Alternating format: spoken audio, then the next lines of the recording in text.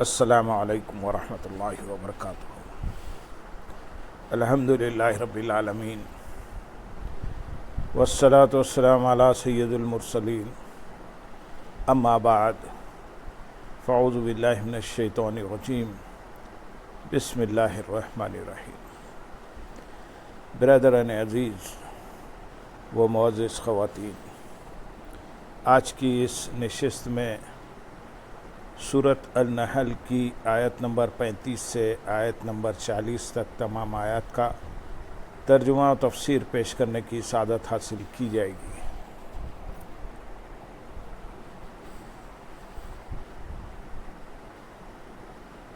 وقال الذين أشركوا لو شاء الله ما عبدنا من دونه من شيء نحن ولا آباؤنا ولا حرمنا من دونه من شيء كذلك فعل الذين من قبلهم فهل على الرسل إلا البلاغ المبين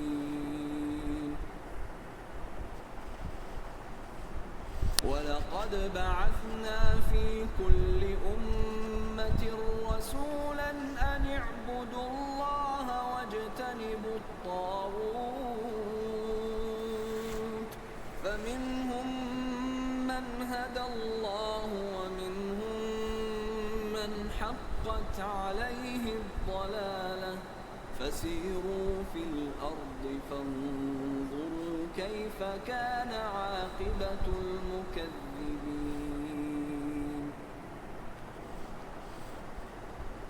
إِن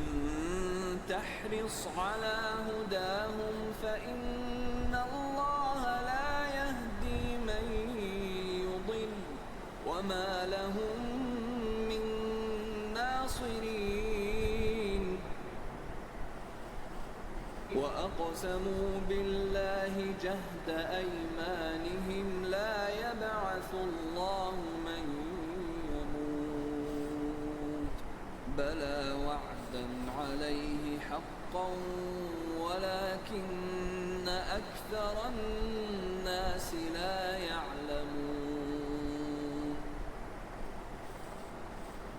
لِيُبَيِّنَ لَهُمُ الَّذِي يَخْتَلِفُونَ فِيهِ وَلِيَعْلَمَ الَّذِينَ كَفَرُوا أَنَّهُمْ كَانُوا كَاذِبِينَ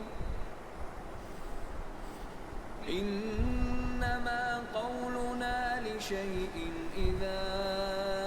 أَرَدْنَاهُ أَن نَّقُولَ لَهُ كُن فَيَكُونُ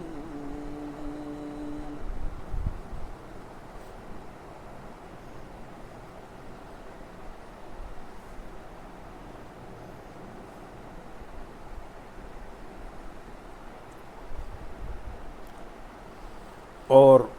مشرک کہنے لگے، اگر اللہ چاہتا تو ہم اور ہمارے باپ دادا اللہ کے سوا کسی اور کی عبادت نہ کرتے،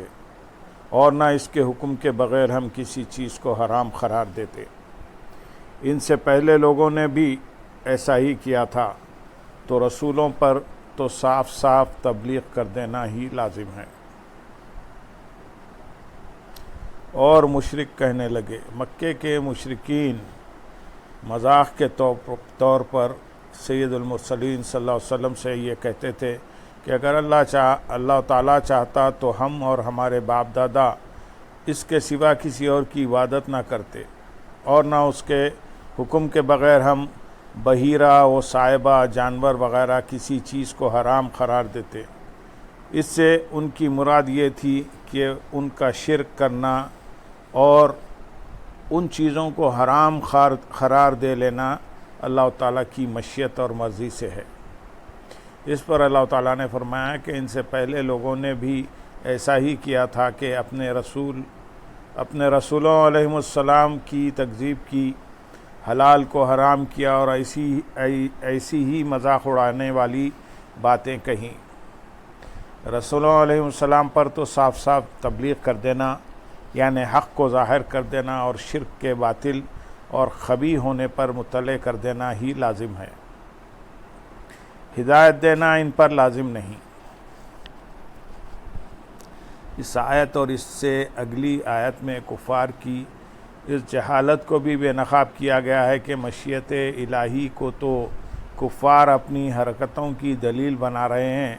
لیکن حکم الہی کی ان کو کوئی پرواہ نہیں۔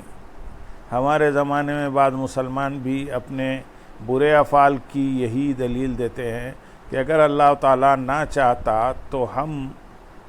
تو میں یہ گناہ فلاں جرم اور وہ معصیت نہ کرتا، اگر میں نے ایسا کیا ہے تو اس میں میرا قصور ہی کیا ہے۔ یہ لوگ خود ہی غور کر لیں کہ ان کا طرز عمل کن سے مل رہا ہے۔ آیت نمبر 36 میں ارشاد ہے، اور بے شک ہر امت میں ہم نے ایک رسول بھیجا کہ اے لوگو اللہ کی عبادت کرو اور شیطان سے بچو، تو ان میں کسی کو اللہ نے ہدایت دے دی اور کسی پر گمراہی ثابت ہو گئی، تو تم زمین میں چل پھر کر دیکھو کہ جھٹلانے والوں کا کیسا انجام ہوا۔ اور بے شک ہر امت میں ہم نے ایک رسول بھیجا، یعنی جس طرح ہم نے تم میں محمد مصطفیٰ صلی اللہ علیہ وسلم کو بھیجا، اسی طرح ہر امت میں ہم نے ایک رسول بھیجا، اور ہر رسول کو حکم دیا کہ وہ اپنی قوم سے فرمائیں کہ اے لوگو اللہ تعالیٰ کی عبادت کرو اور شیطان کی پیروی کرنے سے بچو۔ تو ان امتوں میں کسی کو اللہ تعالیٰ نے ہدایت دے دی تو وہ ایمان سے مشرف ہوئے، اور کسی پر علم الہی میں گمراہی ثابت ہو گئی تو وہ اپنی ازلی شقاوت کی وجہ سے کفر پر مرے اور ایمان سے محروم رہے۔ اے کفار مکہ، تم زمین میں چل پھر کر دیکھو کہ اپنے رسولوں علیہ السلام کو جھٹلانے والوں کا کیسا انجام ہوا۔ انہیں اللہ تعالیٰ نے ہلاک کر دیا اور ان کے شہر ویران کر دیے، ان کی اجڑی ہوئی بستیاں ان کی بربادی کی خبر دیتی ہیں۔ اس کو دیکھ کر سمجھو کہ اگر تم بھی ان کی طرح کفر و تکذیب پر مصر رہے تو تمہارا بھی ایسا ہی انجام ہونا ہے۔ اس آیت میں نبی کریم صلی اللہ علیہ وسلم کو تسلی بھی دی گئی ہے کہ کسی نبی سے سب لوگوں نے ہدایت حاصل نہ کی، جیسے سورج سے سب نور حاصل نہیں کرتے، چمگادڑ محروم رہتا ہے، بارش سے ہر زمین سرسبز نہیں ہوتی، بنجر زمین بے فیض رہتی ہے۔ تو اے حبیب صلی اللہ علیہ وسلم، اگر بعض بدبخت آپ پر ایمان نہیں لاتے تو آپ غمگین کیوں ہوتے ہیں؟ یاد رہے کہ آیت کے شروع میں یہ جو فرمایا گیا کہ ہر امت میں رسول بھیجا، تو اس سے یہ مراد نہیں کہ ہر قبیلے یا ہر علاقے میں رسول بھیجا گیا، بلکہ کسی جگہ رسول بھیجا گیا اور کسی جگہ اس کی رسالت کا پیغام پہنچا دیا گیا۔ اس آیت سے دو باتیں معلوم ہوئی، ایک عذاب الہی اور قہر ربانی کا مشاہدہ کرنا ہو تو کفار کی بستیاں دیکھی جا سکتی ہیں، اور یوں ہی اگر رحمت الہی کا نظارہ کرنا ہو تو اولیاء اللہ کے آستانے دیکھے جا سکتے ہیں۔ نمبر 2، تاریخ و جغرافیہ کا علم سیکھنا بہت مفید ہے کہ اس سے اللہ تعالیٰ کا خوف دل میں پیدا ہوتا ہے، لیکن یہ جب ہی ہے کہ تاریخ و جغرافیہ صحیح ہو اور صحیح نیت سے پڑھے۔ آیت نمبر 37 میں ارشاد ہے، اگر تم ان کی ہدایت کی حرص کرتے ہو تو بے شک اللہ اسے ہدایت نہیں دیتا جسے وہ گمراہ کرے، اور ان کا کوئی مددگار نہیں۔ یعنی اے حبیب صلی اللہ علیہ وسلم،